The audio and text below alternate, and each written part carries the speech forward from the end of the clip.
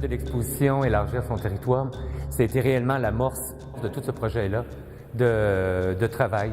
Il y a plusieurs éléments qui se sont combinés. D'abord, le titre, l'expression Élargir son territoire, qui porte une certaine poésie.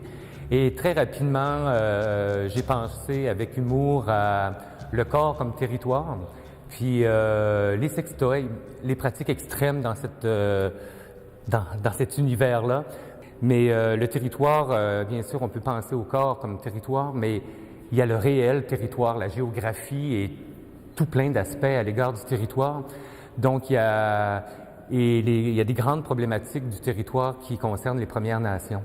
Donc ça, c'était les trois éléments qui sont arrivés presque en même temps, il y a déjà 5-6 ans, où que ces trois éléments-là, j'ai eu envie de les réunir pour développer des œuvres autour d'un thème qui s'appellerait « Élargir son territoire ».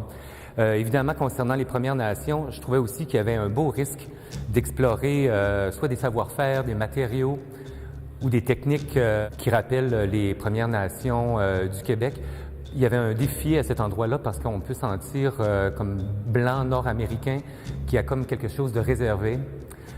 Il y a comme un intouchable. Les Premières Nations, on les côtoie, on les voisine, mais en bref, c'est une culture qui est complètement distincte, puis on ignore énormément d'aspects de leur vie. Au départ, il y avait un désir pour moi de m'approprier des savoir-faire, puis de quelque chose d'un peu plus politique, mais plus le travail a avancé, plus j'ai réalisé que c'était pas dans un esprit d'appropriation, mais plutôt d'emprunt. Ça fait plus de 20 ans que j'ai une pratique artistique et j'ai toujours exploré, depuis toujours par manie ou par plaisir, des techniques artisanales. J'ai réalisé des tapis crochetés, j'ai fait toutes sortes d'ouvrages qui reprennent des techniques artisanales ou un peu folkloriques. Donc, le fait de travailler avec certains aspects des Premières Nations ou des savoir-faire, ça me donnait envie réellement aussi d'aller vers ces techniques-là. Je trouvais qu'il y avait quelque chose qui allait de soi pour moi aussi de travailler de cette manière-là. Si on se retrouve avec ces ailes du papillon monarque qui reprennent un peu les châssis des raquettes amérindiennes, mais c'est en frêne courbée, laminé. Évidemment, ils ne travaillent pas avec le laminage de cette manière-là, mais d'utiliser des matériaux qu'ils emploient, ça rappelle aussi une forme de raquette. Sauf qu'ici, c'est un petit peu plus triste parce que ce sont des ailes arrachées qui ne peuvent ni voler, qui ne peuvent ni fonctionner non plus.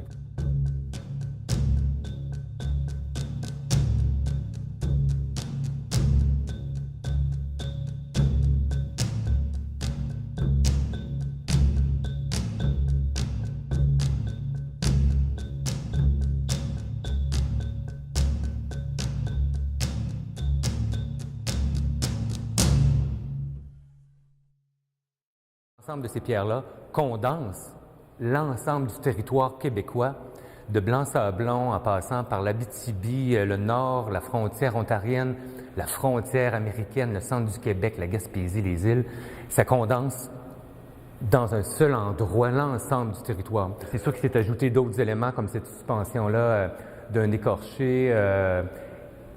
La pièce s'intitule « Partir en fumée », mais il y a quelque chose peut-être un peu chamanique de l'ordre d'une fumée qui tout d'un coup veut devenir un corps. Je ne m'intéresse pas beaucoup aux cailloux, la question n'était pas là, mais avec le projet qui s'intitule « Élargir son territoire », lorsque j'ai réalisé qu'à la maison, autour de mes bassins, je possédais encore tous ces pierres-là, c'est que de les ramener ici, c'était vraiment l'occasion, puis ça sera la seule et unique occasion, avec une exposition conceptuelle comme ça, de pouvoir utiliser ces roches. Dès ma première exposition individuelle, c'était déjà multidisciplinaire ou pluridisciplinaire. Et ce qui est amusant, petite anecdote, j'avais envoyé il y a très longtemps un dossier à l'œil de poisson. J'étais tout jeune, peut-être j'avais 24 ans, puis on m'avait dit que c'était intéressant, puis on m'encourageait à me brancher au niveau disciplinaire parce que mon dossier visuel était comme partait dans tous les sens, selon eux, à l'époque. Mais c'est vrai que depuis toujours, j'ai l'impression de faire des expositions collectives tout seul. Et lorsqu'il y a comme une idée qui germe, j'essaie toujours aussi de trouver quelle est la meilleure la meilleure technique ou la meilleure discipline pour bien exprimer avec justesse l'idée. Cette fois-ci, c'est vraiment une expression, élargir son territoire, qui a été l'amorce de tout le travail. Puis, il y a des gens qui passent des semaines à chercher un titre pour une œuvre, tandis que moi, le titre est arrivé avant les œuvres. C'est un peu particulier. Mais à un moment donné, un titre, c'est pas une contrainte, c'est quelque chose qui doit ouvrir, ce qui fait qu'à un moment donné, la poésie est là, puis il faut que le plaisir demeure.